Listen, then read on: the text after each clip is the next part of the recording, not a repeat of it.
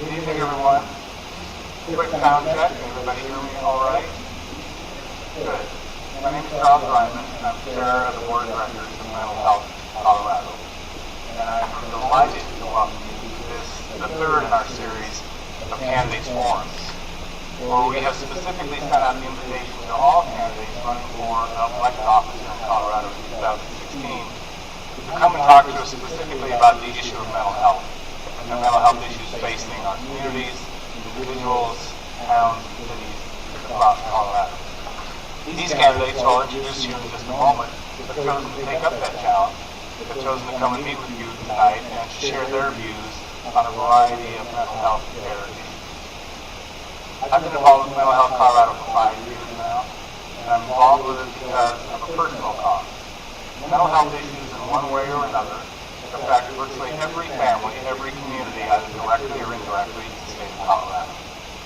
And those stories go beyond the headlines. James homes, for example, the mass shootings, for example, to affect ordinary Coloradans in very quiet, but no less tragic, and in some cases, earth-shattering ways. In my case, my personal involvement is as a result of the death of my brother, Larry. He died nearly 10 years ago. The official cause of his death was leukemia, and the real cause was paranoid schizophrenia. He was diagnosed at the age of 20, and he spent the next 26 years of his life in a downward spiral dealing with everything effects of paranoid schizophrenia. So I'm here for him, and I'm here for all of you, and for our candidates who are interested in this most important topic. So thank you. I have some people I need to thank, some groups and some individuals. Our sponsors for tonight's event are NAMI, which is the National Alliance on Mental Illness in Colorado, Colorado Advanced Practice Psychiatric Nurses, Colorado Providers Association, Colorado Psychiatric Society, Colorado Psychological Association, and the Rocky Mountain Crisis Partners.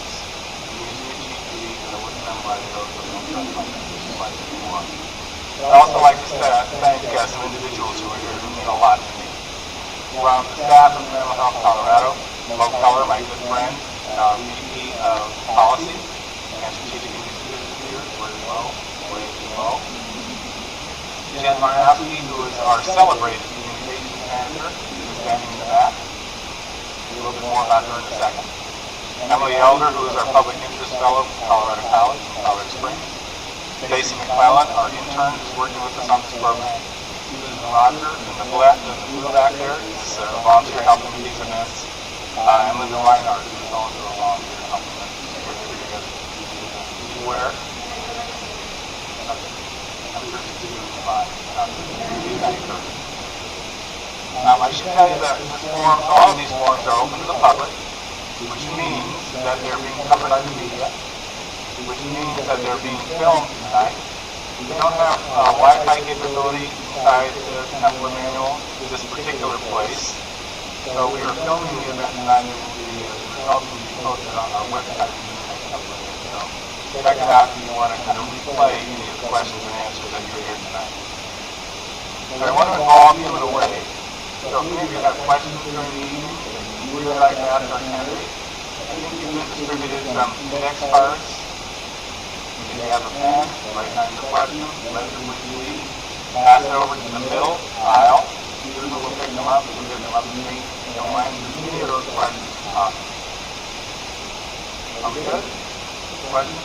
Comments? Concerns? One more thing, I should let you know that the candidates have been given a list of questions studied before. We're not in the business here in these forums of trying to catch anybody off guard or pulling trick questions or gotcha questions. So we gave them the questions to the idea that they could study and come prepared with their answers. So we'll see how well they did. Just to keep things interesting, candidates, we also have some questions that we pulled offline from people who submitted via email questions they would like to have asked as well. So this will keep you guys on your toes, and we'll answer those questions as well. In addition to those, you can in the note card, Susan in the middle aisle. So without any further ado, let me introduce our candidates tonight. Going from my right to the left. Lois Court is a candidate for Senate District 31. Raymon Doane is a Senate candidate from District 33. Paul Linton is a House candidate from House District 2. And Leslie Harrod is a House District candidate from District 8. Yeah. So please join me in welcoming our candidates.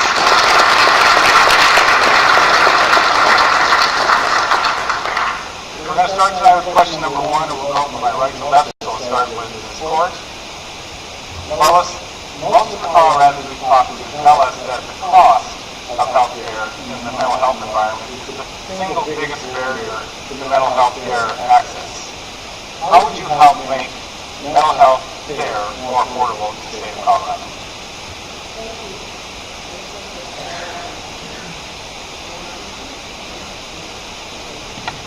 Now I've got it. Now, here it is. First of all, thank you all for being here and welcome to House District 6 and Senate District 31. I have been the representative for House District 6 for 8 years, and I term limited. The current state senator for the district, Pat Stedman, is also term limited, so I'm offering to continue serving by going down the hall there at the Capitol and moving to the other chamber. So thank you for being here and welcome again to House District 6. This question is one of the most important questions that you sent us because funding in Colorado for anything, whether it's mental health or physical health or K-12 or higher ed or anything else, is extremely complicated because of all the fiscal thicket that is in our Constitution. And that's one of my areas of expertise, but that's not what you want to hear about tonight. But along the lines of how to make this more affordable, when we had a bill in the legislature just this past session that Mo Keller came to talk to us about, we discussed how to manage all the different mental health programs we have and how to get the best bang for the buck. And when Senator Keller was in the legislature, she served on the Joint Budget Committee. So as far as I'm concerned, the most expert knowledge about this comes within your own organization from Senator Keller's history. And what she said when I asked her that question at that hearing was, we need to make these various programs in which we invest a great deal of money work better together. And this is one of the biggest problems we have, not just whether it's about mental health, it's about many programs we have in Colorado. We're too siloed. We have too many that this is what we do, and this is what we do, and this is what we do, and the left hand doesn't talk to the right hand, etc. So one of the goals, and I mentioned this to Andrew Romanoff, who you know is the president now of Mental Health Colorado, who was my predecessor in the House 8 years ago, I mentioned to him that one of the things that I would like to work on once I make it to the state Senate, if the people of Senate District 31 choose me, is how to get this funding working better and all these programs working better together. So that's one of the things that I would like to see us work very deliberately on. So thank you very much. I know I'm supposed to only take 2 minutes already. Thank you, Lois.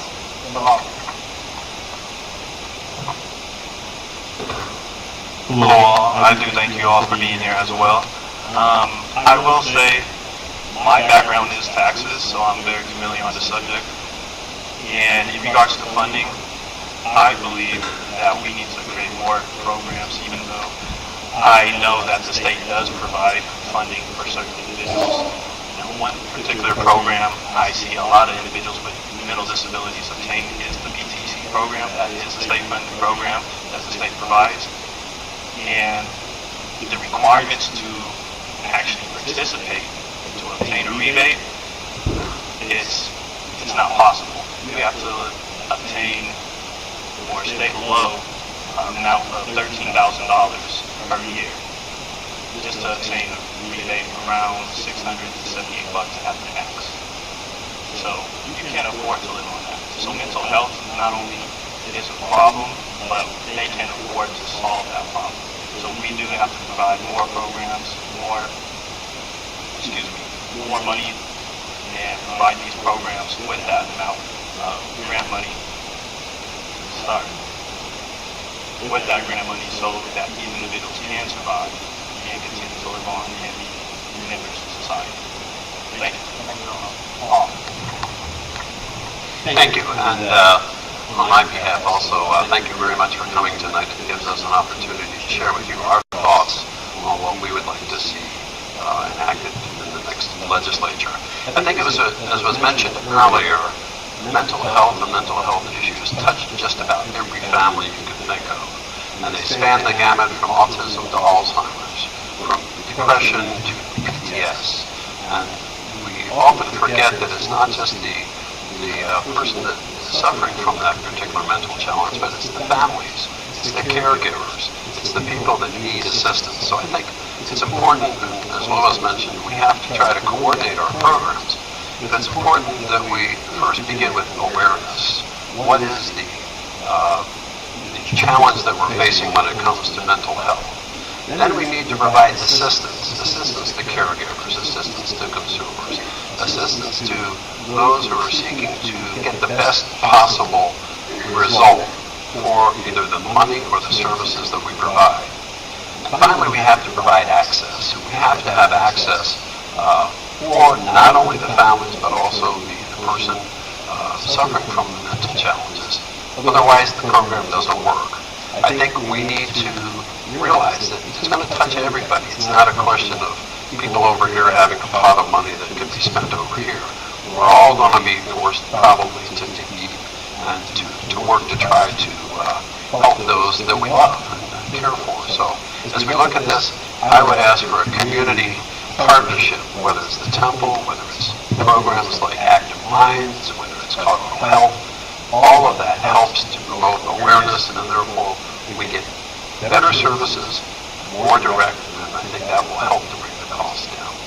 Thank you. Well, thank you. My name is, again, Leslie Herod. I'm running for House District 8, which is Northeast Denver. It goes from 6th Avenue to 52nd Street in Broadway to Yosemite. So I'm not sure how many folks live in that area, but that is the great District 8. Okay, very awesome. And so I will say that though this is my first time running for office, I look forward to hopefully serving in the legislature. Mental health has always been something that has been important for me. I was previously in the Ritter administration, Governor Ritter's office, as the Senior Policy Advisor for Human Services, which also oversees mental health and behavioral health. So I have been really lucky enough to work under amazing people like Senator Mo Keller, also with Andrew Romanoff, and really got to understand what was happening at the state level around mental health and behavioral health. And what we found was people at the state level weren't talking to each other enough. So we created a thing called the Behavioral Health Cabinet, where we had actually every single cabinet member that was impacted by or that provides services, behavioral health services, to come together and talk to one another about what they're actually doing. Now, why is that a novel idea, right? Like, we should be talking about those things, because what we found was, as in the local level or the individual level, if we can't expect, our cabinet members to understand how to coordinate, how are folks, individuals and families going to be able to coordinate, right? And so that was really the focus in our initial 4 years, and unfortunately we didn't carry on, but that's something that I began to work on, because what we found was there's incredible cost savings around mental health. When folks actually talk to one another, understand which services are being provided, where the gaps are, and fill those gaps instead of piling on somewhere else where maybe it's not necessary.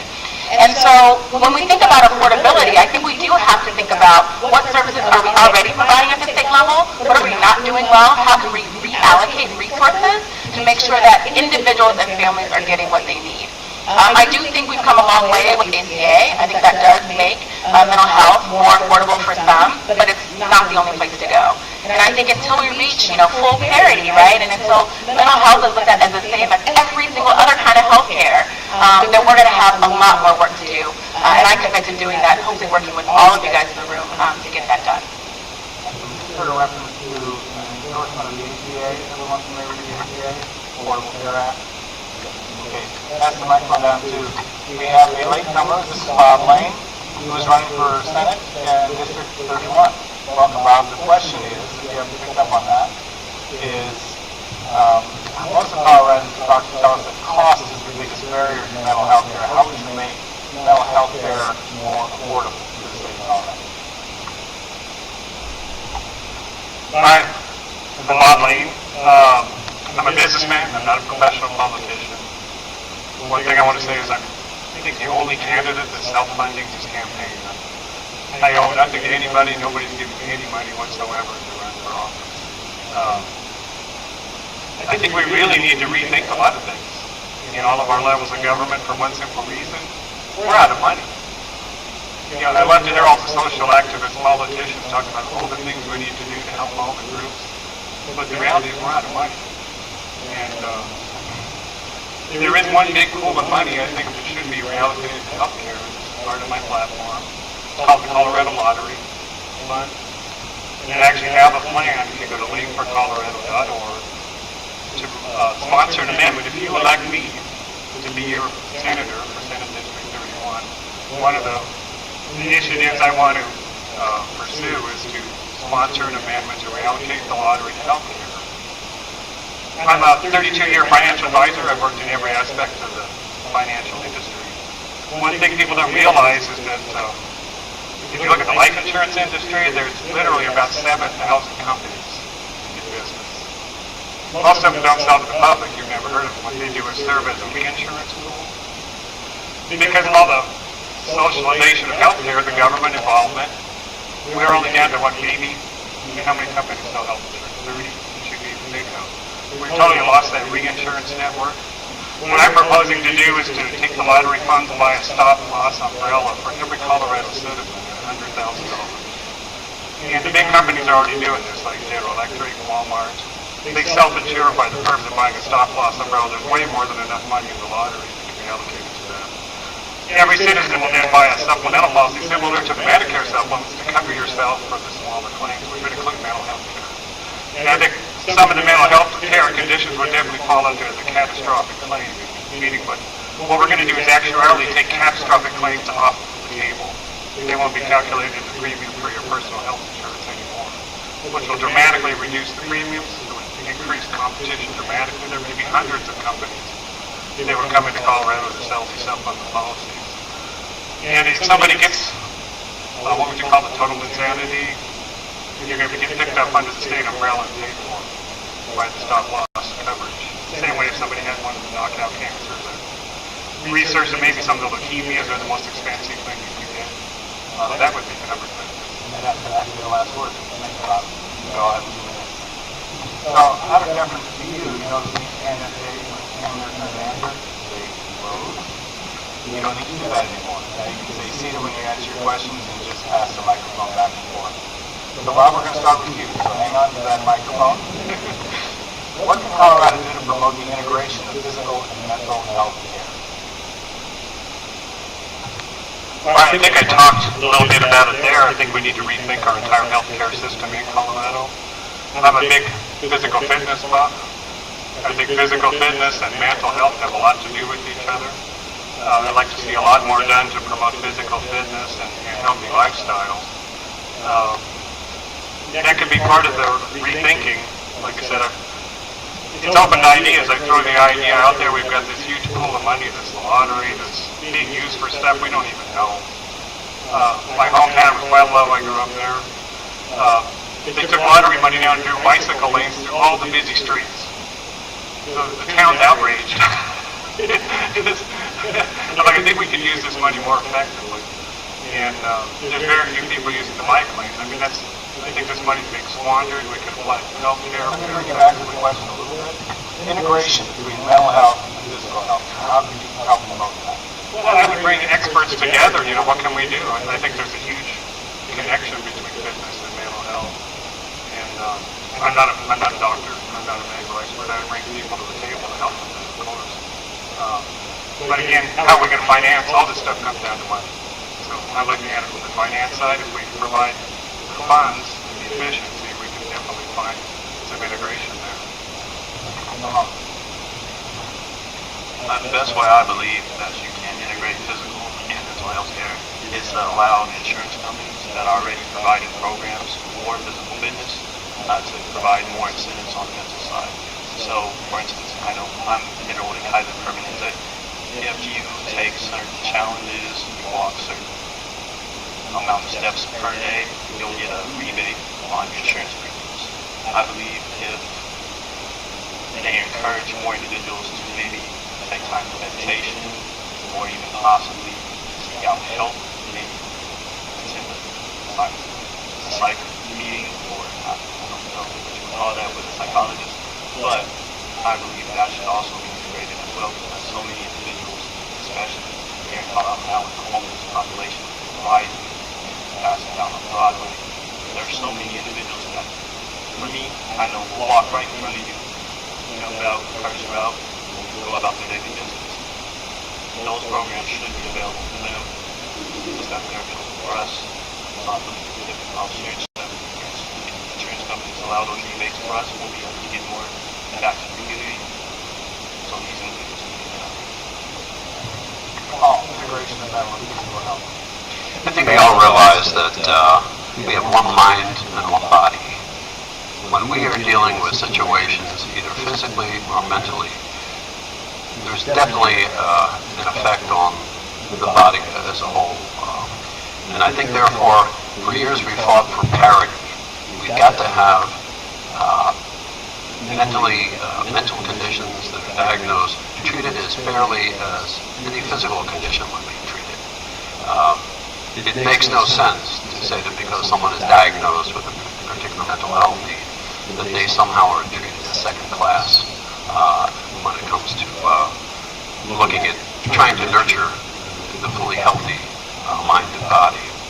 Now, clearly, there are situations that arise where we need to look at the lifestyle, or at least help people, again, whether it's through programs that are sponsored, either through community organizations, awareness, helping other people, so that when we look at the mind and body, we realize that if someone is troubled from a mental health standpoint, it's going to affect their physical health, and vice versa. There's no separating the two, and I think most of us with family members that have gone through a situation like that recognize that we must address the whole individual.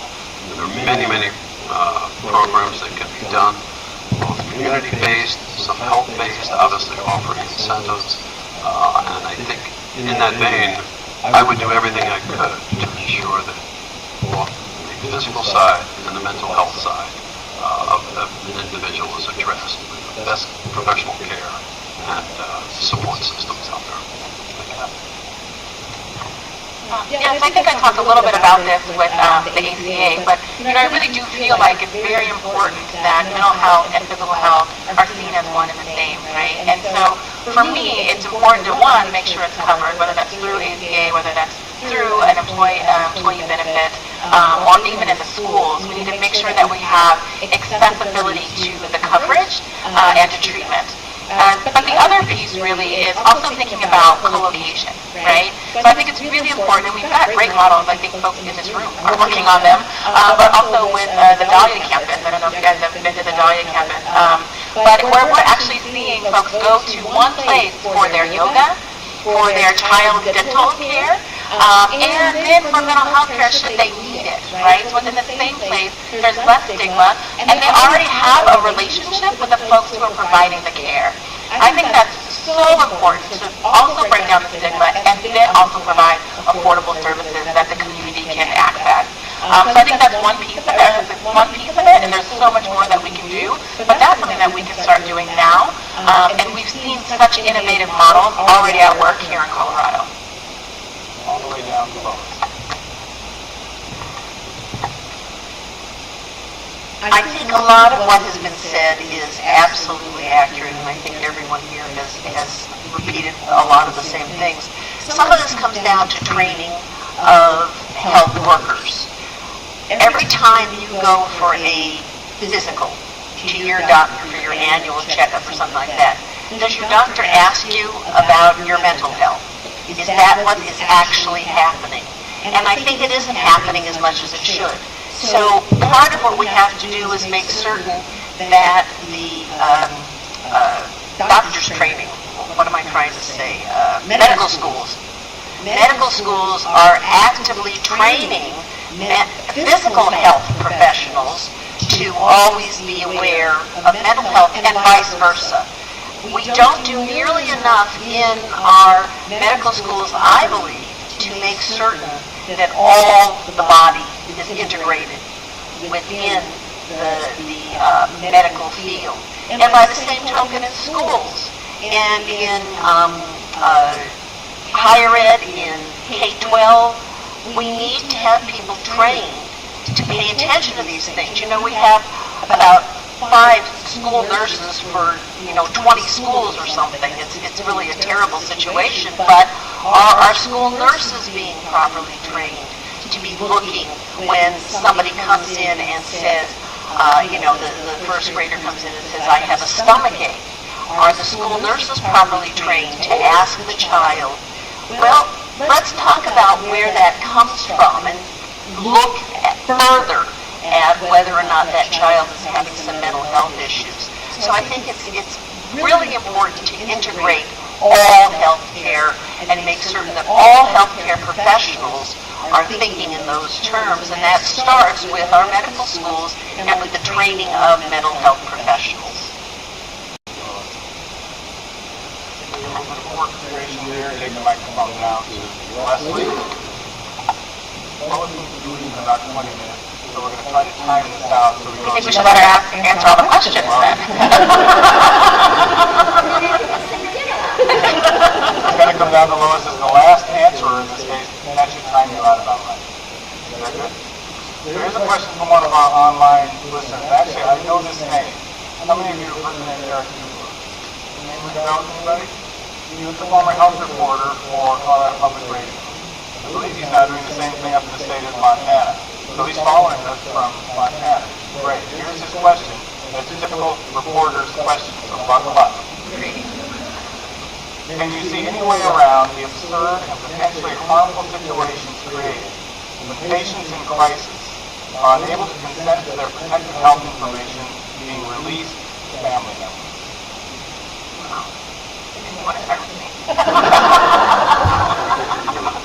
Well, this is something that I know only a little bit about, and so I would actually love to get more information from folks in this room about how to deal with that kind of situation. I mean, we know of the high-profile cases, and I don't necessarily know that that's always where we should go for solutions and answers to policy issues. And so I am going to pass the mic a little bit on this one, listen to what you guys think and have to say about it, and know that this is something that I think we're going to be dealing with coming up soon. I think it's a totally fair answer. I appreciate it when people are running for office have the courage to say, I don't know everything. I think that's a good thing to do. That's true for every one of you up here. Cut to the question a little bit. It's a basic privacy issue question. Do patients with mental health issues who find themselves in a crisis, do they have a right to the privacy of their health information, even when it comes to releasing that information to their own family? So, how do you feel about that? Paul? I did serve on the NAMI board and was with NAMI in 2005-2006, and we addressed a whole series of questions involving family members that had exactly this challenge for the families. And I would offer that practicing law for the last 40 years here, dealing with mental health and probate issues, this does come up frequently. One of the things that we tend to forget is that it is the family, the loved ones surrounding the individual that can sort of sense when things are going awry and perhaps have the best interest of the person at heart. It's very difficult when, because of HIPAA or any number of other regulations, that family member is not able to discuss with the treating psychiatrist or discuss with any person who's prescribing meds, etc., what is going on, because that family member is going to live with the results of that treatment or that medication, etc. Is there anyone in the audience who's not familiar with the acronym HIPAA? Can you explain what HIPAA is? Just very briefly. It's the law that basically says it's the Health Insurance Portability Act that says when you are treated, the physician will make notes in your file. And those notes are basically considered private to you as it pertains to your treatment and your diagnoses. And frequently, none of that information will be released to family or others unless you sign a waiver or a release for that information. Obviously, if you're a family member dealing with some behavior that you find just out of the ordinary, frequently you will try to find out what is going on. And HIPAA, as good as the intent was, prevents you as a family member from really learning what treatment is being given and how you can assist in that treatment. So I feel that there should be an effort under certain circumstances, and we can all think, unfortunately, the Aurora shooter, who was treated by a psychiatrist who basically said, do not allow this individual back on campus now to see you, and never pass that information on. I think in law, there is a provision that says if you learn of a situation which will result in a direct possible threat to the life and safety either of the individual or to others, you're freed from it. Your duty is to report basically that there is a problem here and we need to get attention quickly. I certainly am. I would actually have to take the stance of Leslie. I am not too familiar on this subject, but my question kind of would be depending on the severity, because I do believe it is situational. Is this a child that we're speaking of? Is this an adult? How old is the adult? Is it because of amnesia? Or is it because of just, I won't say momentary stress? Mr. Linton brought up Aurora shooter. We can go back to Columbine. We can use any instance, Sandy Hook. In all honesty, it is situational, so I can't really speak on that, but I do believe that question has to be asked to anyone when it comes to policy making. What situations would be applied in and to whom? I believe the question assumed that the patient under question would be over the age of 18. Over the age of 18. Okay. So, again, it would depend on the severity. So, in the case of the Aurora shooter, yes, I do believe the privacy should be released. That's just my personal opinion. Okay. That's what we want. Okay. It might be an opportunity to do a shameless plug for my profession. I'm a career financial advisor, and you know it is standard part of the financial planning process if I sit down with the business owner, if I sit down with the family. It's amazing the number of families that don't have a will. How many people here have a will complete? Have you heard of a thing called a power of attorney document? It's amazing the number of people that don't have these in place because if you made this plan before something happened. When you do financial planning for a client, you create game plans. Okay, what's your game plan for mental incompetence? What is your game plan for a nursing home stay? What is your game plan if you survive healthily till retirement and live to age 110? Are you going to have enough money? So we go through all these issues. I'd actually like to see a $400 state tax credit created for every family that completes a qualified financial plan that includes all these issues. HIPAA is very essential. Whenever I write life insurance for a client, I have to have a signed HIPAA form. I mean, I'm sure this could be done as part of a financial plan. You authorize certain people. Paul's probably better at this than me. Can you sign in your power of attorney? I authorize these people to access my medical records. That can be done legally. It can be done as part of your financial plan. The financial plan sometimes will include a trust. Sometimes it'll include will, powers of attorney, other documents. A lot of this problem could have been headed off if every family, take a business owner that had a mental health issue. This could even involve how many people's lives. So business owners, it's very important to think about mental health. Also, we should be talking about addiction, drug addiction, alcoholism. I think that's probably part of the mental health. All of these things, you become an out-of-control drug addict. You become an alcoholic where you're hardly ever competent to handle your own affairs. I think all these things could be addressed.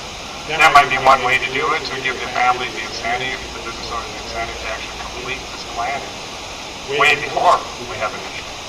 So, I hope that answers your question. So philosophically, you are in favor of releasing the HIPAA requirement for people who are in crisis and unable to sign the release themselves.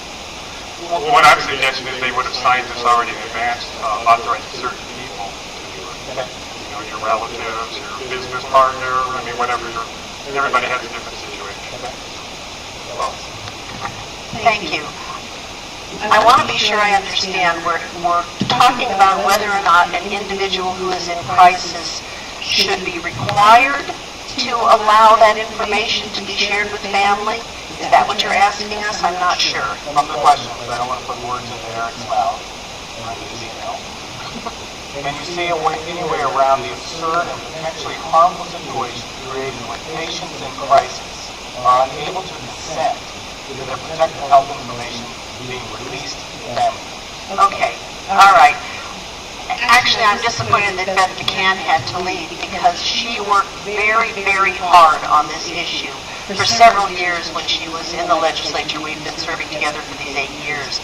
And she wanted very much to figure out a way to do exactly this. And part of this flows into involuntary confinement and saying that we see that you are not competent to handle things right now and we're going to restrain you.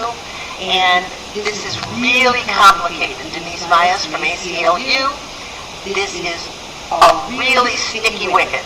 To take someone's personal liberty away, even if you know that there is something dangerous potentially going on.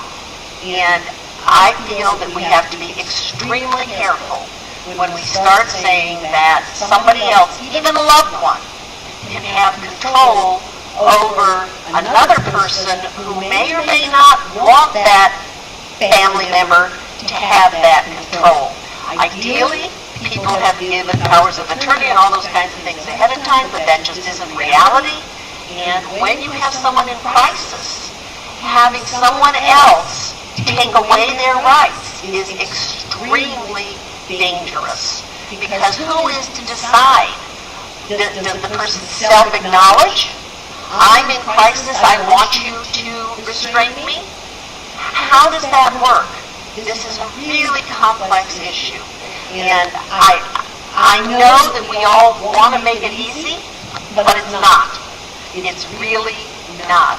And when someone is in crisis, the bill that I was talking about that Senator Keller came and testified about was how to restrain people for sheriffs in rural communities if the people are having a crisis. If there's no mental health facility or even mental health individual, professional available to even evaluate the person.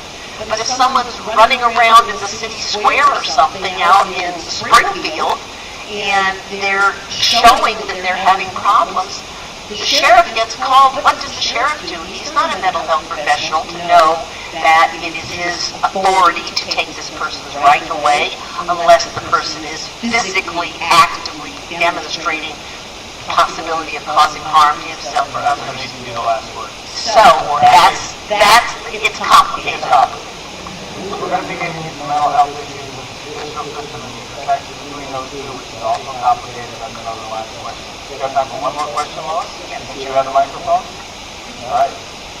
You may know Colorado is facing an opioid addiction crisis and a lack of services for a variety of substance use disorders, as Bob was mentioning before. This is having a significant impact on communities throughout the state. Here's the important part of the question. How has this affected your community? And how do you plan on addressing this issue in your role as a state legislator in your community? There was just, how many of you still get the Denver Post? You know, I kind of feel like a dinosaur sometimes, but I love seeing all those hands go up. Anyway, wasn't there a story just this morning about exactly this issue? And then I also heard a story on NPR about a community that is actively, I think it's in Seattle, working on this issue. I think we don't have laws caught up with addressing this, and we need to recognize that this is a crisis and that there's so much of this going on. So I want to look at what we can do to address the opioid addiction problem, because we address these things, again, we're back to our silos, we address these things too many times separately. Alcoholism over here and heroin over here and cocaine over there, and now we have opioids. So it goes back to my first answer. I want to see more integration of all the different kinds of services and acknowledgement that this is a growing problem. Of corollary problem that we had to do with the meth labs that were going all over Colorado for a while, a few years ago, and it took us a lot of time to catch up with addressing that. So we are always, public policy always lags public issues. That's just the way reality is. So it's some catching up that we have to do. Before you answer, Bob, you need to say goodbye to you, Lois. It is 6:37.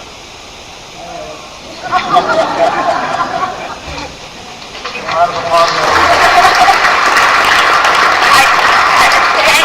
I apologize for having to leave. I was double booked tonight, so I have to go elsewhere. But thank you all again for being here. I would be honored if you live in this area to have your support to be your next state senator. Thank you.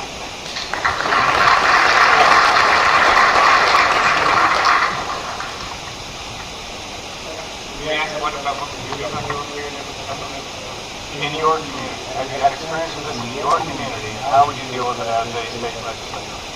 Actually, it's pretty close to home. I had a dumb accident last year. I fell sideways on my bicycle and broke 3 ribs. And I have Kaiser health insurance. When you had the x-ray, the cracks are there. It's amazing how easily they gave me codeine prescription. You know, all I had to do was call in. In fact, I think I still have some left. I mean, how easily they're handed out by the doctors and medical clinics. I think there's no way as a state senator I'm going to control the AMA or the rules that are put on doctors, but limiting the access to that. I mean, literally, I think sometimes people are over-prescribed. They may give it out to family members. They may give it out to, they can sell it, as far as that goes. So that's one observation I had. I'd like to see what can be done at the state level to limit the amount of prescription drugs that can be prescribed or in any certain time period. You know, I literally could tell them, go and drop the bottle down the toilet, I would immediately get a replacement. I mean, there's no proof that I had to do. This is strong stuff. I mean, are we talking about oxycodone and hydrocodone or I mean, it was very easy to get. So I'd like to probably sponsor some type of legislation to make that a little bit harder to do. Because this doctor-prescribed medication is opposed to drug-lord medication. So I grew up and reside in the current community in Montbello, and personally the most drug usage I've personally seen is weed, and so I'm sure all of you have noticed the increase in usage of that. But in regards to the misuse of drugs, I know that it's a hidden factor. You can't really see it too much. Individuals are using this within their homes, with their kids being there. I remember seeing a news story where there were 2 parents who overdosed, and the kid was in the backseat. That's a tragedy, because you don't know how you can actually change something in the community if you don't know what's happening, because it's so hidden. So one thing that I would pursue is just to have more awareness, more,